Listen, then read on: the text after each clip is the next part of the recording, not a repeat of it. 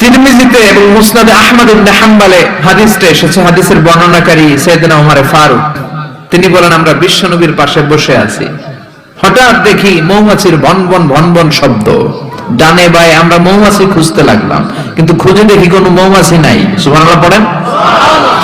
ওমর ফারুক বর্ণনা করেন,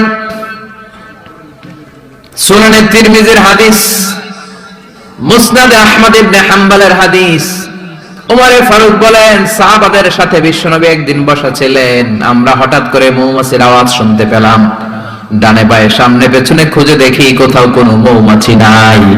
আমার আর বুঝতে দেরি হলো না, তাহলে এটা মৌমাছি না, বিশ্বনবীর উপরে কোরআনের আয়াত নাজিল করছে কে? বিশ্বনবীর কাছে 7টা প্রক্রিয়ায় কোরআনের আয়াত নাজিল হতো। আমরা এই যে একটা কিতাবের ভিতরে কোরআন পেয়ে গেছি, কি সুন্দর 30 পারা। বিশ্বনবীর কাছে কি আল্লাহ তাআলা এইভাবে একটা কোরআন হাতে তুলে দিছিল? কথা কর। 23 বছরের লম্বা ডিউরেশনে, 23 বছরের লম্বা সময়ে, নাজমান নাজমান ইয়ানি কালিলান কালিলান, অল্প অল্প করে, হাসবা হাওয়াইজিল বাশার, মানব জাতির প্রয়োজন অনুসারে, কোনদিন 1 আয়াত, কোনদিন 10 আয়াত, কোনদিন 5 আয়াত, এভাবে করে করে 23 বছরের লম্বা জিন্দেগিতে আল্লাহ পুরো কোরআনটা বিশ্বনবীর উপর নাজিল করেছে। বিশ্বনবীর কাছে এই যে কোরআন নাজিল হতো, এগুলোর অনেকগুলো প্রক্রিয়া আছে। সহিহ হাদিসে এসেছে অনেকগুলো প্রক্রিয়া পাওয়া যায়। 1 নাম্বার প্রক্রিয়া, মিসলা সালসালাতিল জারাস, ঘন্টার ধ্বনির মতো বিশ্বনবীর কাছে কোরআন পাঠাতো কে? ঘন্টা ছিলেন না? এদিকে হাই স্কুল আছে লক্ষ্মীপুরে, আছে?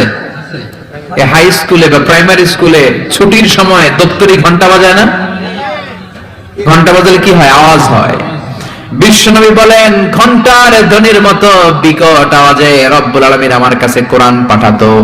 এই পদ্ধতিতে বিশ্বনবীর কাছে যখন কোরআন আসতো, প্রচন্ড শীতের রাতে বিশ্বনবী ঘামতে ঘামতে হয়রান হয়ে যেতেন। সুবহানাল্লাহ, কি মজার কোরআন আমরা পাইছি, খুলি আর পড়ি। বিশ্বনবী এই কোরআনকে রিসিভ করতে কত কষ্ট করেছেন। শীতের রাতে, কনকনে শীতের রাতে এই কোরআনকে রিসিভ করতে যে উনি ঘেমে একাকার হয়ে যেতেন। এই হলো একটা প্রক্রিয়া, ঘন্টার মতো কোরআন আসতো। 2 নাম্বার প্রক্রিয়া, মিন ওয়ারাইল হিজাব, পর্দার অন্তরাল থেকে আল্লাহ নিজেই কোরআন পাঠিয়ে দিতেন। বিশ্বনবী আল্লাহর সরাসরি দেখে নাই। মেরাজের রাতে যখন আল্লাহর জন্য গিয়েছিলেন, কথা শুনেছেন কিন্তু দেখে নাই। দুনিয়ার বুকে থেকে আল্লাহরে দেখা যাবে? জান্নাতে না ঢুকে আল্লাহরে দেখা যাবে নাকি? কথা বলেন। আল্লাহর সৌন্দর্য দেখার মতো কোয়ালিটি আমাদের আছে? আল্লাহর চেয়ে সুন্দর কেউ আছে? মেরাজের রাতে আল্লাহর দেখেন নাই, পর্দার এপাশ থেকে আল্লাহ কথা বলে আর নবী শুনে। নবী কথা বলে, আল্লাহ শুনে। সুবহানাল্লাহ। এই পর্দার ওই পাশ থেকে সরাসরি আল্লাহ ওহী করেছেন, বিশ্বনবী রিসিভ করেছেন। গেল 2 পদ্ধতি। 3 নাম্বার, ফিল মানাম, স্বপ্নে বিশ্বনবীর কাছে ওহী পাঠিয়ে দেওয়া হয়েছে। কিন্তু কোরআনের কোন আয়াত এই স্বপ্নের পদ্ধতিতে আসে নাই, সব জাগ্রত অবস্থায় এসেছে। সুবহানাল্লাহ পড়া। এরপরে সাইয়েদনা জিবরাইল মাঝে মাঝে নিজের সূরতে ওহী নিয়ে আসতেন। 2 বার বিশ্বনবী সাইয়েদনা জিবরাইলকে নিজের সূরতে দেখেছিলেন। 1 দেখেছিলেন হেরা গুহায়, 2 দেখেছিলেন সিদরাতুল মুনতাহায়। সাইয়েদনা জিবরাইলের সূরতে যখন সাইয়েদনা জিবরাইল কোরআন নিয়ে আসতেন, তখনও বিশ্বনবী ভয় পেয়ে যেত। আল্লাহু আকবার। এরপরে আরেকটা পদ্ধতি হচ্ছে, বিসূরাতিন নাস ইয়াতামাসসালু লাহু আল মালাকু রাজুলান। সাইয়েদনা জিবরাইল ওনার নিজের সূরাতে আসতো না, মানুষের সূরাতে আসতো। বিশ্বনবী বলতেন, এইভাবে কোরআন আসলে আমার রিসিভ করতে খুব আরাম লাগতো, কারণ মানুষ দেখা যাইতেছে, মানুষ কয় আর মানুষ শুনে, রিসিভ করতে বড় মজা। চিল্লাইকুম সুবহানাল্লাহ। এরপরে আরেকটা পদ্ধতি হচ্ছে, মিসলা দাওয়িয়া সাউতিন নাহাল, মৌমাছির গুনগুন শব্দের মতো চারদিকে ভনভন ভনভন গুনগুন গুনগুন শব্দ শোনা যায়। আসলে গুনগুন না, কোরআন নাজিল করে কে?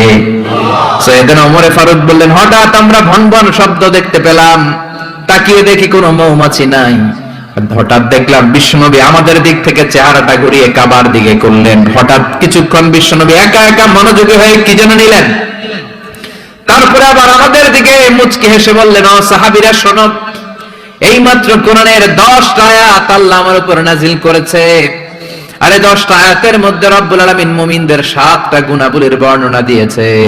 কোন মুমিন যদি এই 7টা গুণ নিজের মধ্যে ধারণ করতে পারে, রব্বুল আলামিন ওই ব্যক্তিকে জান্নাতের মালিক বানায়া দিবে। আল্লাহু আকবার। কত নেয়ামত, কত অপরচুনিটি, কত প্রিভিলেজ আল্লাহ আমাদেরকে দিয়েছেন নিজেদেরকে সম্মানিত করা, এরপরও আমরা কোরআন মানতে চাই না।